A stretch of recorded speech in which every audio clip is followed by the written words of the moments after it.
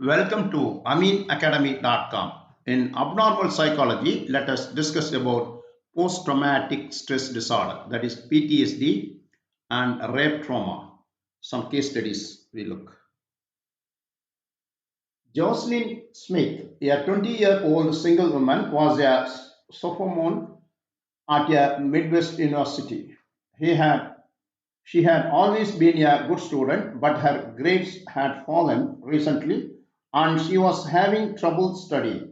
Her academic difficulties, coupled with some problems with relationships and with sleeping, had finally led Jocelyn to see a therapist for the first time.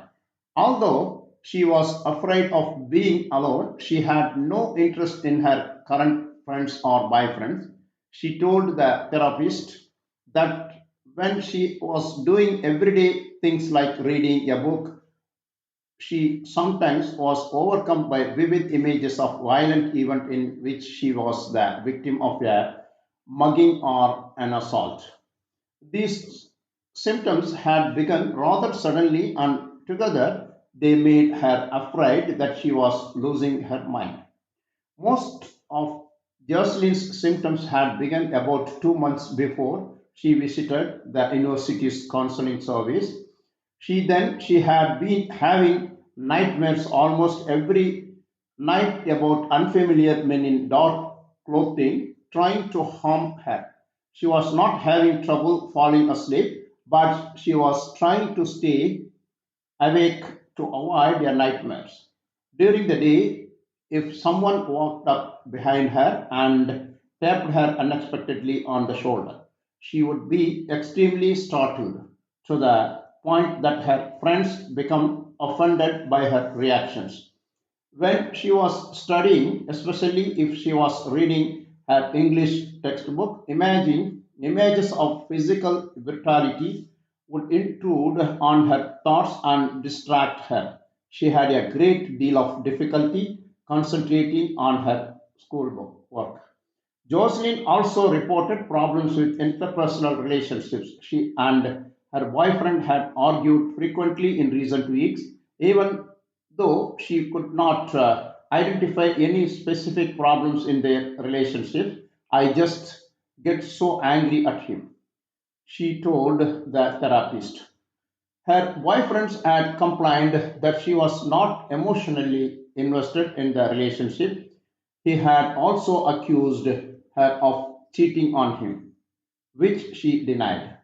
These problems were understandably causing her boyfriend to distance himself from her. Unfortunately, his reactions made Jocelyn feel abandoned. Jocelyn was afraid to walk alone to the library at night. She could not bring herself to ask anyone to walk with her because she did not she did not know if she could feel safe with anyone. Her inability to study in the library intensified her academic problems. Jocelyn's roommates had begun to complain that she was unusually sensitive to their testing. They noticed that she cried frequently and at unexpected times. In the course of the first few therapy sessions, the psychologist asked a number of questions about Jocelyn's life just prior to entering therapy because the symptoms had such a rapid onset.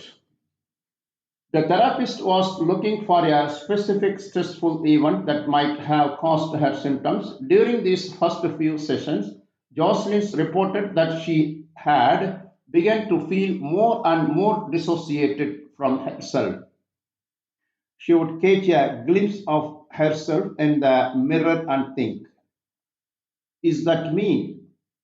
She would walk around in the winter weather with no gloves on and be relieved when her hands hurt from the cold because at least it is an indication that I am alive. After several sessions, Jocelyn mentioned to her therapist that she had been raped by the teaching assistants in her English literature course.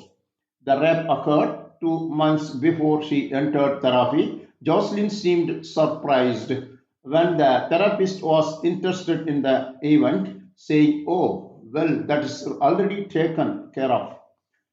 It did not really affect me much at all." The therapist explained that serious trauma, such as rape, is rarely resolved by itself, and especially not quickly. When it became apparent that Jocelyn had not previously reported the rape of anyone else, her therapist strongly advised her to contact the police. She refused, citing a number of reasons ranging from her convictions that no one would believe her, especially 2 months after the incident, to the fear of facing cross examinations and further humiliations. Without Jocelyn's consent, the therapist could not report the rape because the information she had obtained from Jocelyn was protected by confidentially, that is, ethical obligations not to reveal private communications, in this case, between psychological and client. There are some rare exemptions to these ethical principles. State laws require mental health professionals to break confidentially and report cases of child abuse. Psychologists are also required to report clients who are imminently dangerous to themselves or others. These exemptions did not apply to Jocelyn's situation. Jocelyn's gradually revealed the story of the rape over the next few sessions. She had needed help writing an English paper, and her TA had invited her to his house one night so that he could tutor her. When she arrived at the house, which she shared with several male graduate students, he was busy working. He left her alone in this room to study her English textbook. When he returned, she approached her from behind while she was reading, and grabbed her. The TA forced her onto his bed and raped her. Jocelyn said that she had not struggled or fought physically because she was terrified. She was terrified and stunned, and what was happening to her. She had protested verbally, saying no and "don't do this to me" several times, but he ignored her earnest objections. She had been afraid to yell loudly because there were only other men in the house, and she was not sure whether or not they would help her. After the rape, the TA walked Jocelyn back to her dorm and wanted her not to tell anyone.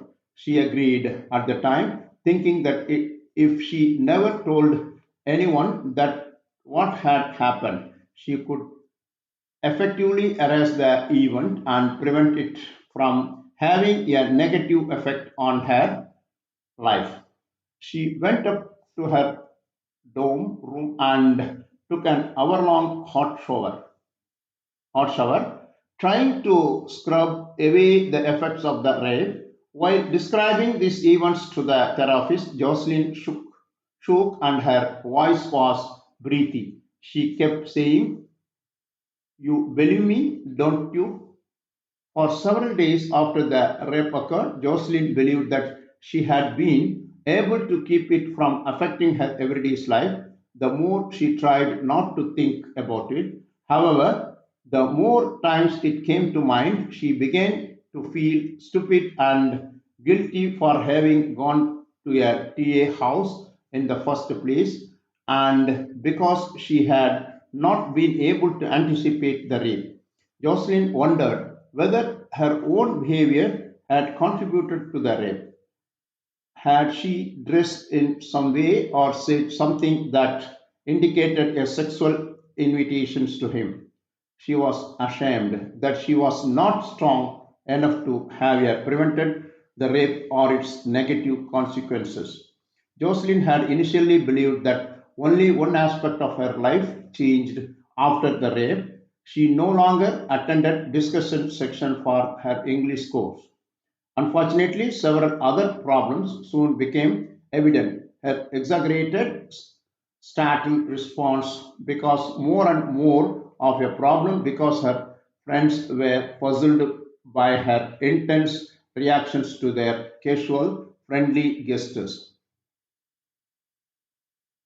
Frequent nightmares prevented her from getting any real sleep, and she was having trouble functioning academically. She had no further contact with her TA unless she was him while walking across campus.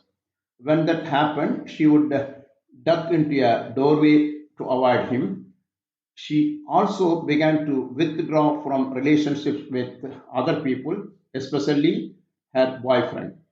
He responded to this retreat by pressuring her sexuality.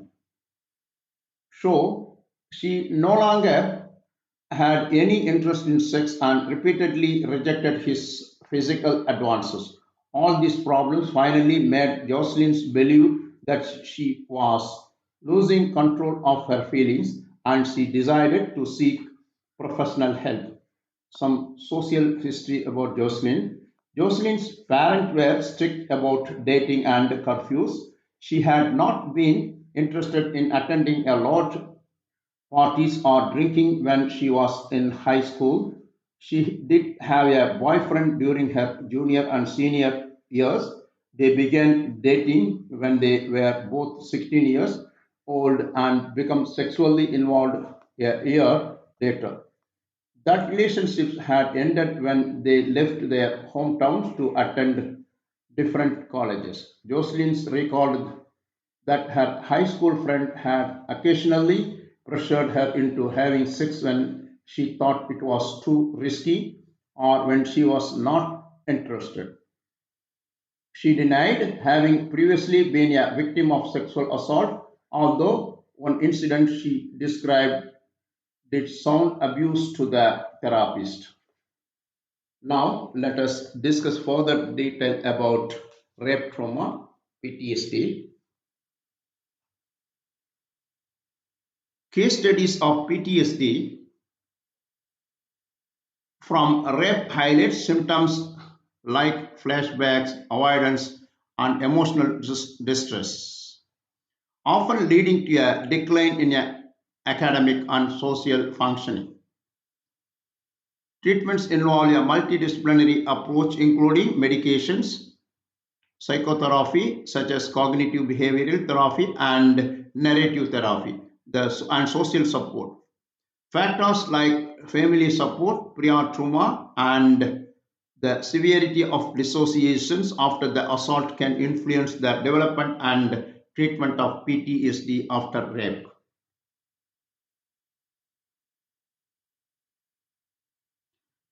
Some examples from case studies, some other case, that one, first one, Indian woman, a 23-year-old woman developed PTSD after a rape when she was intoxicated. She experienced intrusive thought and avoided her previous hobbies, illustrating the avoidance and intrusive symptoms clusters of PTSD.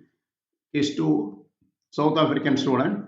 A 19-year-old student developed PTSD after a rape at age 10, showing anger outbursts and flashbacks. Treatment using cognitive therapy guided by a social cognitive model successfully reduced her PTSD symptoms. Third one, childhood sexual abuse. A 19-year-old black South African student was treated for PTSD resulting from childhood sexual abuse. Her treatment focused on both the trauma, memory, and ruptured family relationships, indicating the importance of addressing social and family impact of trauma. Common symptoms and impact. Emotional and physical symptoms. Victims experience emotions like fear, shame, guilt, and anger, which can be overwhelming and difficult to manage. They may also exhibit symptoms of dissociations, including dispersonalizations and derealization. Behavioral changes. Surveys may drastically change their lives, restricting their activities and avoiding places of situations that remind them of the trauma. Social and academic decline. As seen in the case studies, survivors can experience an academic decline, withdrawal from social group, and strained relationship with family. Treatment approaches, pharmacological approach, medications such as selective serotonin reuptake inhibitors and beta blockers can help manage PTSD symptoms. Psychotherapy, cognitive behavior therapy, CBT, focuses on changing negative thoughts pattern and behaviors related to the trauma. Exposure therapy, a form of CBT that involves gradually confronting trauma related memories, situations, or objects. Narrative therapy helps survivors create a new narrative about the trauma, reframing their experience and fostering recovery. Social and emotional support. Unsupportive family environments can worsen PTSD symptoms, making comprehensive support crucial for recovery. Risk factors and consideration. Prior trauma. A history of sexual abuse or prior traumatic events increases the risk of developing PTSD after a new trauma. Dissociations. High level traumatic dissociations during or other or after the trauma are strong predictor of PTSD development. Unsupportive environment and emotionally unsupportive family and a lack of good parent-child relationship are risk factors that can impede recovery. So far we discussed about post-traumatic stress disorder, that is PTSD, and rape trauma, some case studies. We have done. Please subscribe our channel.